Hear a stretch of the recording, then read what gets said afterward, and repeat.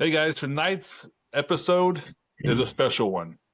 We talk a lot about brotherhood and church, life, friendship, just in general. We talk about a lot of topics, but a lot of behind us of who we are the women in our lives. Women who raised us, who cried with us, who protected us, probably put up with more than they should have. Tonight's episode is all about our moms. And welcome back to Brotherhood and Banter. I'm Jake. I'm Mark. And I'm Joey. Brotherhood and Banter. Happy Mother's Day. Lift your voice and say, Happy Mother's Day. Subscribe now, don't delay.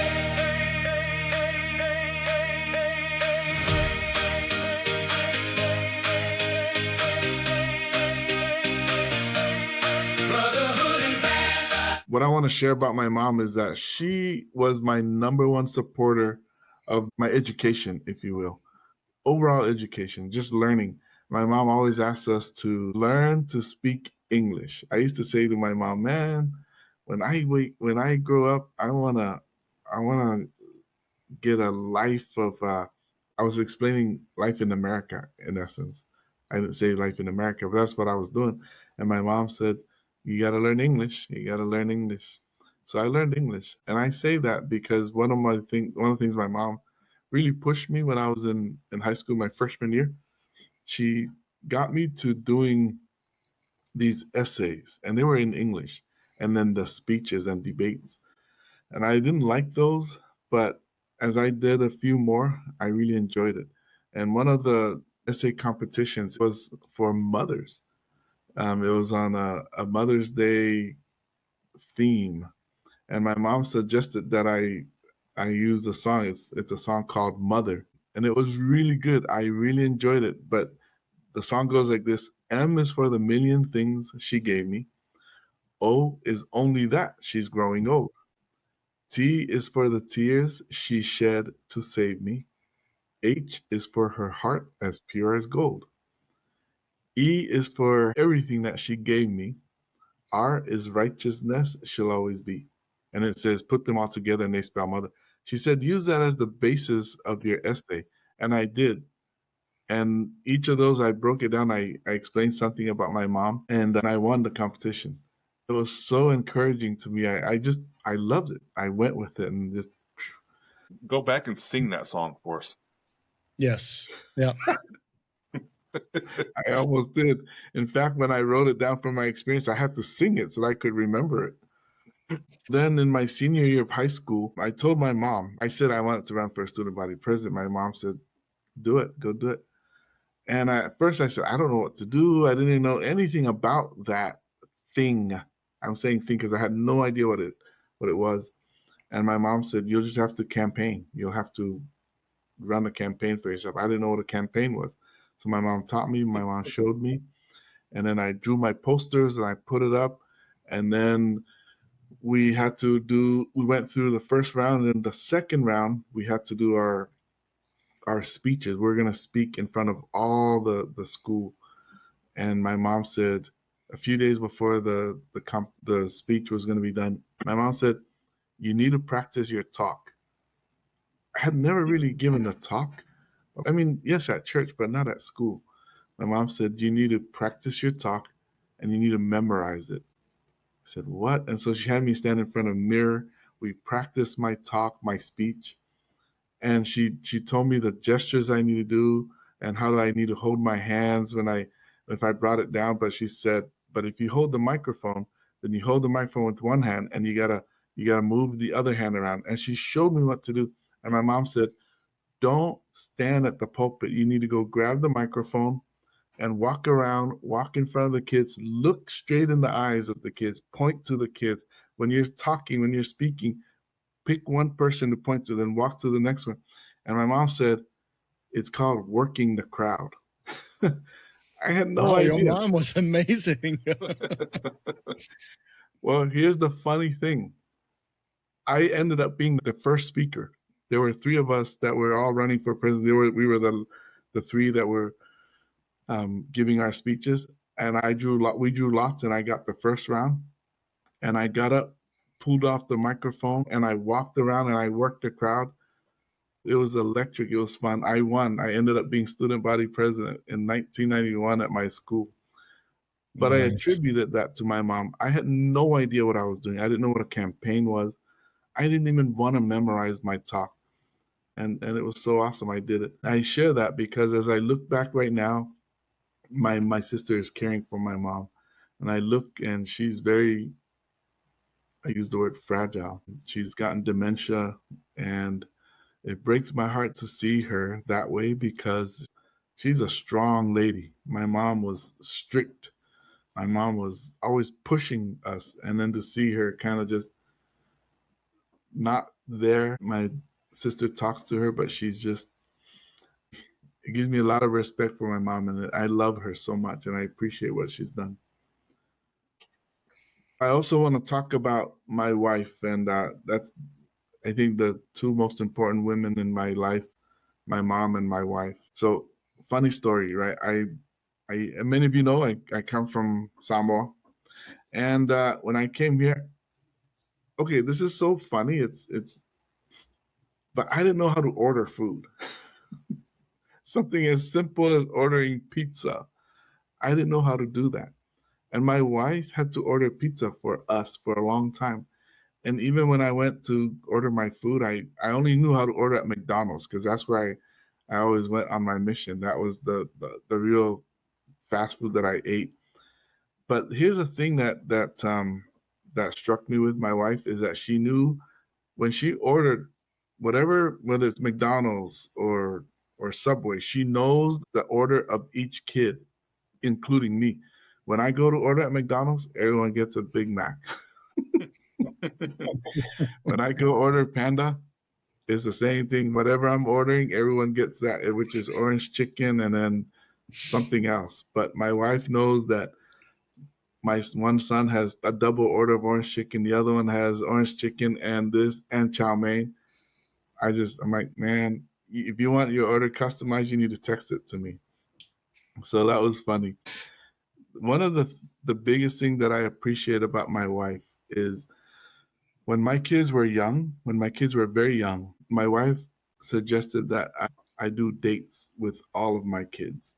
And I was excited. I thought that was pretty cool. My oldest daughter was 5 years old, and my wife said I need to do dates with her.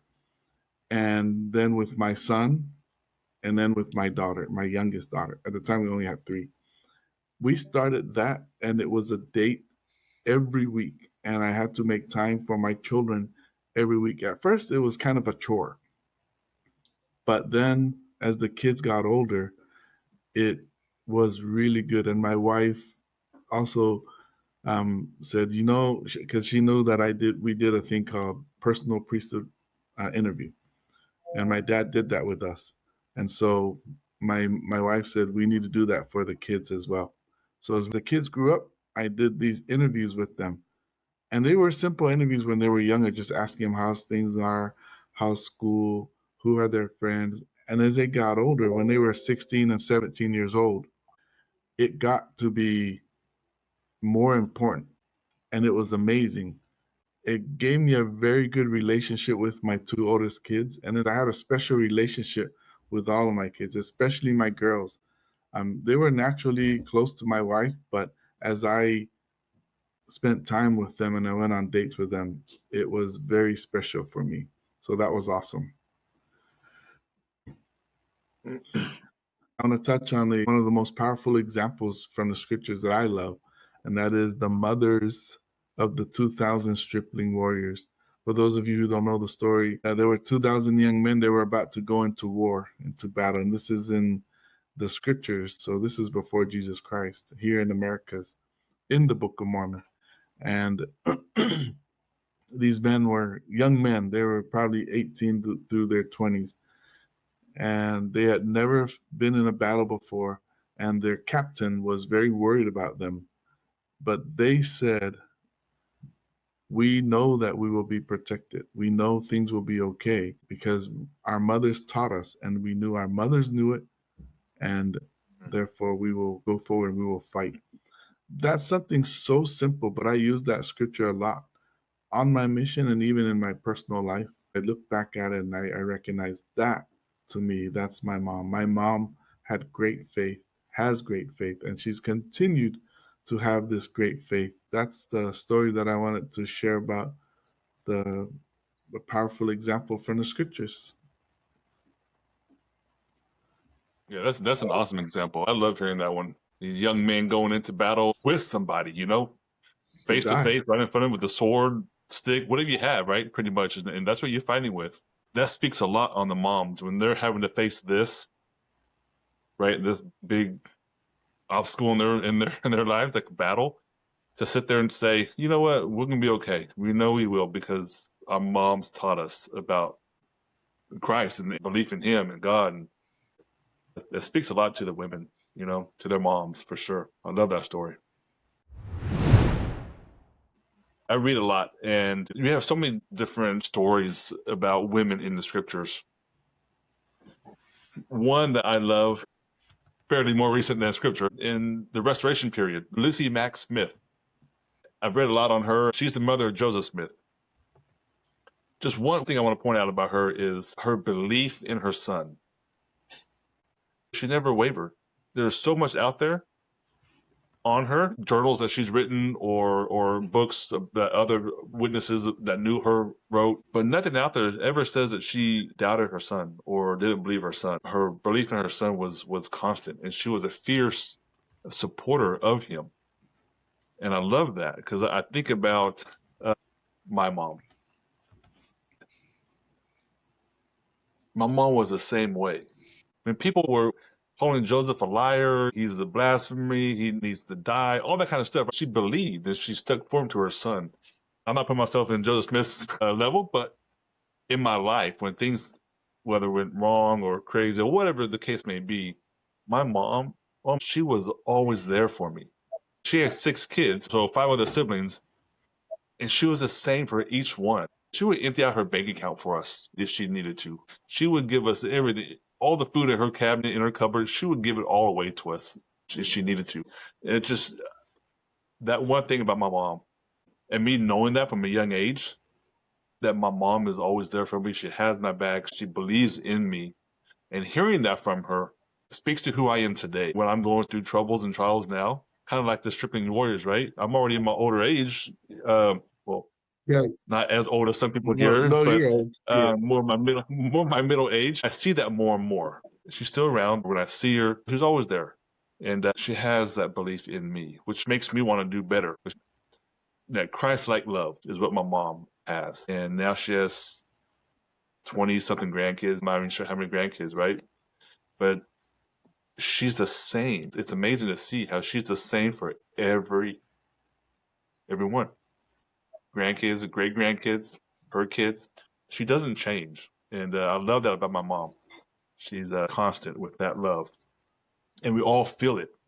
We feel that from her. A big sign of knowing someone's character is how everybody feels about that person as well. You see all the grandkids, great grandkids, kids, our vision of my mom, grandma, is we love her. We want to be around her, and I think that speaks a lot about her character. I love that about my mom. I mean, there's many things I love, but if I could pinpoint one, that love that she has, I think it's truly Christ-like love, and she makes us feel it. Another story I love in the scriptures is the story of the woman with the issue of blood. Remember that one in the New Testament? And she has to fight her way through the crowd, and she goes and touches the hem of Christ, and she's healed.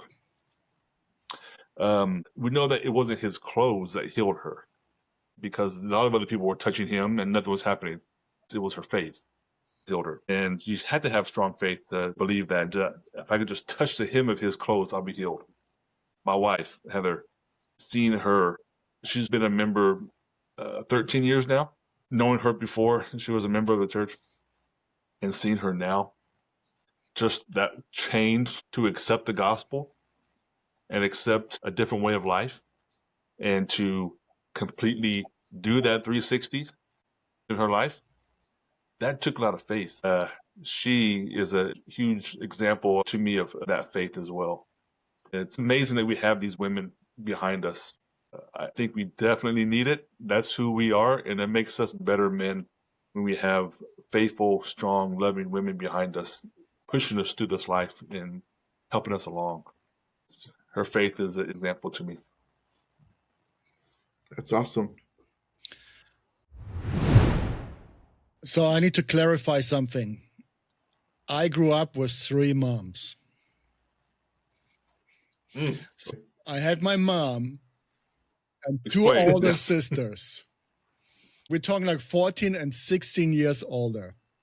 So when I was real little, I would call all 3 of them mom. If I wanted something and they said no, it's like, well, I go to my other mom. And if she said no, then I said, I go to my other mom. And if all 3 said no, I would just go to my dad. However, as nice as that sounds, I had to pay a hard price for that. Because as I grew up, I had 3 moms that were trying to tell me what to do and how to do it. Yeah, but thinking... Question real quick. Question, I have a question for you. So did you really call them mom? True story. How would they take it when you call them mom? Like, what would they say? They went with it? Oh, they just found They it didn't cute. care? Because I was so little, it was just cute. Oh, okay. That's I funny. mean, I always knew who my mom was, but that's just how it was. That's cool. However, when I was thinking about this episode, and I was thinking, what could I share about my mom that could convey the right impression, give other people the right feeling as the impact that she had on my life and how I feel about her. I like to tell stories that are impactful and powerful, but that's not how my mom influenced me. It is rather the opposite. It is those tiny little things that she always did. She would always be loving. She would always be kind. She would be kind even when she had every reason not to be kind. She'll be loving when I gave her no reason to love me at that moment. She was patient when I had bolt cutters and cut her nerves, and yet she was patient. I'm not saying that my mom never lost patience with me, and that's would probably be impossible for anyone because I was quite wild as I was younger. She taught me that church is important by the example that she gave me. There was no compromising. We would not compromise going to church on Sunday. We would not compromise on keeping the commandments. That's who we are, and that's what we do. And that example from my mom, it changed me. Somebody who loves you no matter what, a true selfless love, one that has no conditions to it. She just loved me because she loved me. She chose to love me. And that commitment to the gospel, that what truly changed something inside of me. I cannot count how often I made some bad choices by not listening to her as I was a teenager. And there was never a moment where I felt I could not come home and find a place of refuge and help. Even if it was my fault, it was me directly disobeying my parents, yet they were there for me. My mom would have her arms open to hug me and to kiss my worries better. And that made me to who I am. That what is deep in my heart, what moves me in the right direction in my life is that. The interesting thing is that I saw very similar characteristics and still see in my wife. She has that enduring love, that enduring patience, and that selfless forgiveness. for me, for my children, for other people.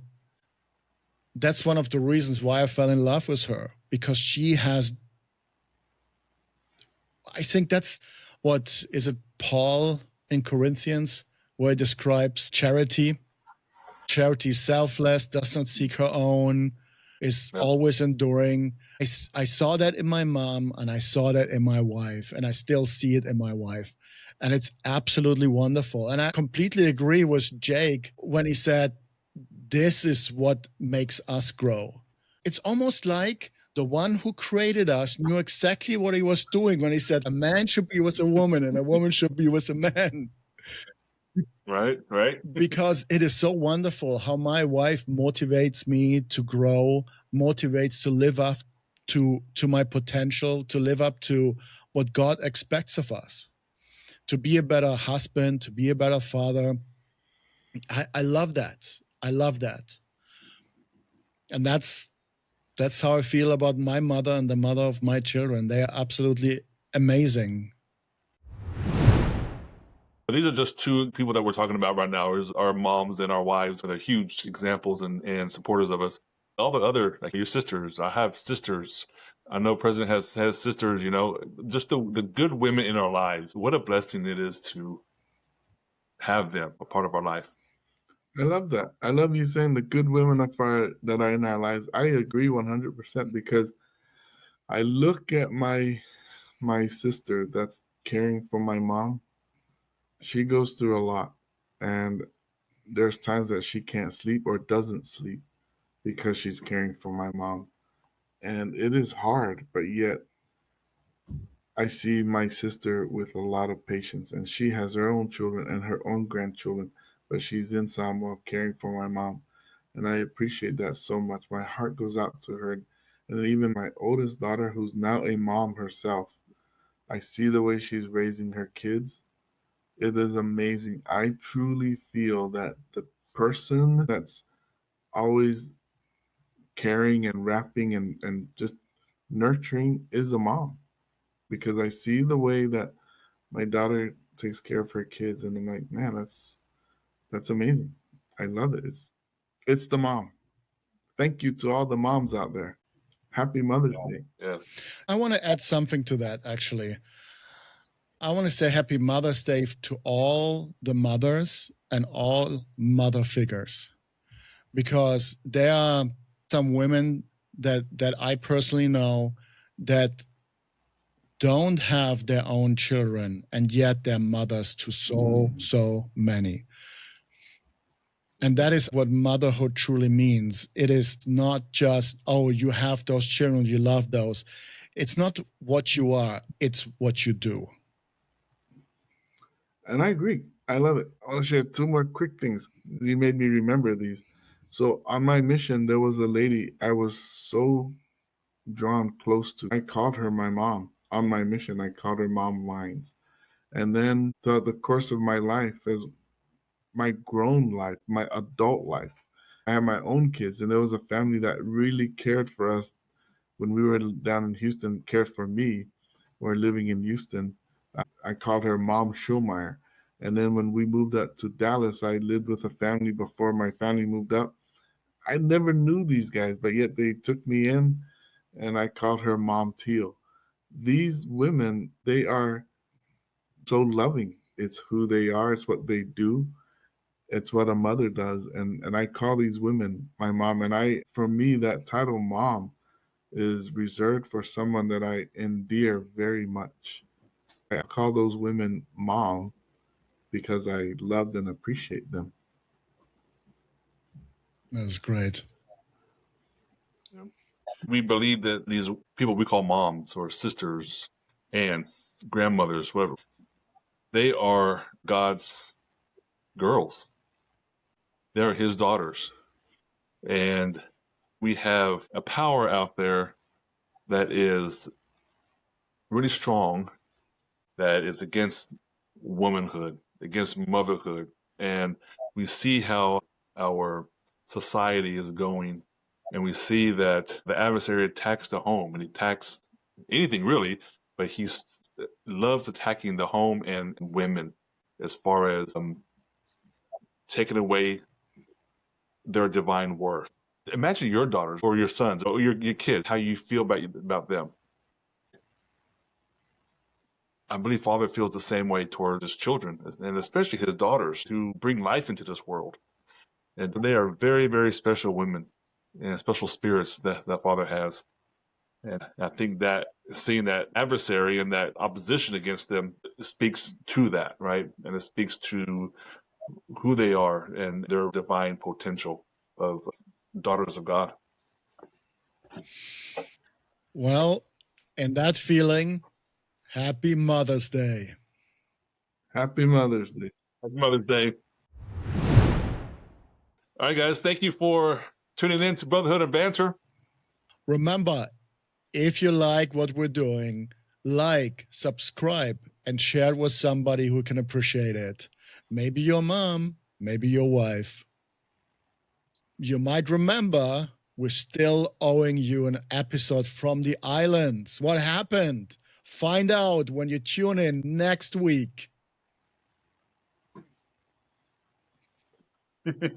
Love it.